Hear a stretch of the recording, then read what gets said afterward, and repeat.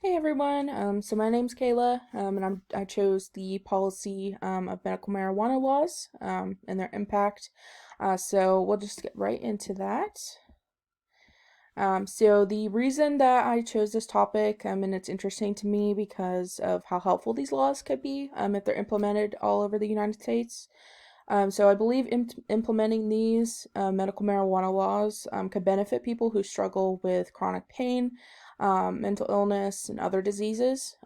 I've personally used Delta 8 cannabis that's legal in Tennessee, and it really helps me focus on my schoolwork. And I also have friends who have used it before, and it does help them as well, focusing. And I have depression, so it helps me with that as well. Um, and I believe that this policy is important to the criminal justice system because it's a very controversial topic. It's very new. A lot of law enforcement and lawmakers have different opinions on it. And I just believe it's really relevant to this time period. I feel like it's something that people have been advocating for a long time. So I feel like that's why it's important and interesting in the criminal justice system. Um, so to give some background, I medical marijuana is relatively new, like I said. It was first legalized in California in 1996, and then since then, 28 other states have also legalized medical marijuana. So I think that it's very new. There's not a whole lot of research on it. I think more research will definitely help us determine whether it's impacted well. But I think from the stuff that I've looked at and the articles I'll show you guys here in a minute will be I believe it overall impacts positively. And I think it would positively, in fact, impact things better, if it was legalized everywhere.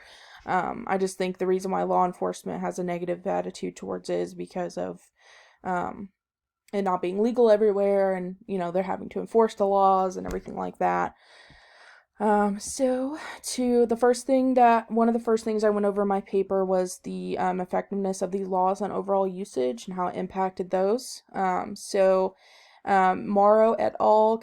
Conducted a study in 2019 to track the usage of medical marijuana in an array of people from 2004 to 2013. It was a cross sectional study that looked at the age and gender of people in states where it was legal and tracked their usage.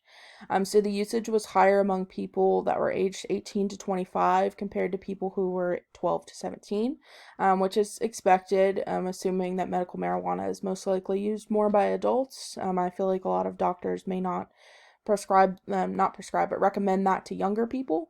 Um, and so the results of their study showed that these laws did not significantly impact the usage of people under 26, but there was an increase for younger people, but it wasn't very much. So this shows that, implementing these laws be, will not make people overly use medical marijuana. It will just benefit them and being able to have access to it for pain or anything like that. And so the next thing that I went over was the impact of medical marijuana laws on law enforcement. So according to an article by John Clofus and Kyle Lettany from 2012, they stated that there is not an increase in violent crime in direct relation with medical marijuana being legalized and distributed.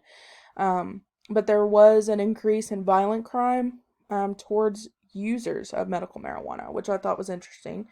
Um, their article discusses the medical marijuana laws have put more pressure on law enforcement to enforce these new laws, but they do not cause more crime. So to continue with that, Jared Ellison and Ryan Spawn did a study in 2015 about how the laws do impact law enforcement. Their study was conducted from 2000 to 2013, where they observed arrests and jail occupancy in the bordering counties of Colorado. So they examined data from local and state agencies by the Nebraska Commission of Law Enforcement and Criminal Justice, and they concluded that there was a significant increase of marijuana activity following the expansion of medical marijuana in Colorado. So that put more pressure on them to enforce these laws because, more people may be bringing it over to Nebraska or other illegal states. So this shows that medical marijuana laws can have a negative impact on law enforcement, but there still is more research to be done on the topic. And then I also discussed the impact of medical marijuana laws on healthcare. So medical marijuana can be used to treat many things such as chronic pain, mental illness, epilepsy, and Alzheimer's. So there are laws that can directly impact so these laws can directly impact the people who suffer from these diseases and illnesses. So because they can have access, to the medical marijuana so that they can treat their pain. And then a review was conducted in 2012 by Verma et al. And they observed clinical evidence that cannabis is beneficial to patients with epilepsy and Alzheimer's. So that was just kind of to support the impact that it's had. So medical marijuana laws would have a positive impact on the healthcare system because healthcare professionals could recommend medical marijuana to their patients instead of prescribing painkillers and other meds that could be harmful to them. And so that actually leads me to my next point that I discussed in my paper was the impact of medical marijuana on opioid use. So that was one of the final things that I discussed. Anuj Shah et al. Conducted a study in 2019 on the impact of these laws on high-risk opioid use.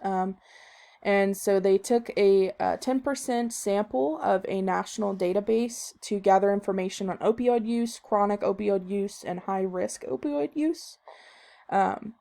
They used a multi-level logistic regression analysis to look at the data and see where medical marijuana was being legalized and see if there was a trend in reference to opioid use.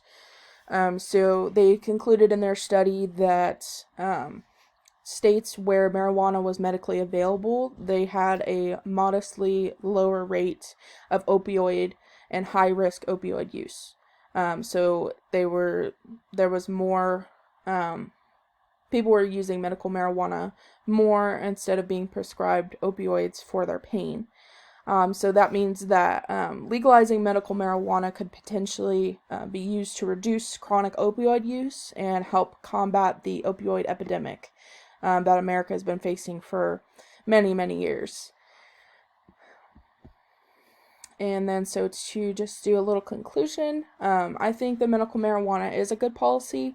While there would be more of a strain on law enforcement, I do believe that this is only the case because of other states not having it legalized as well. I believe if, it was legalized more, then we wouldn't have much of a problem.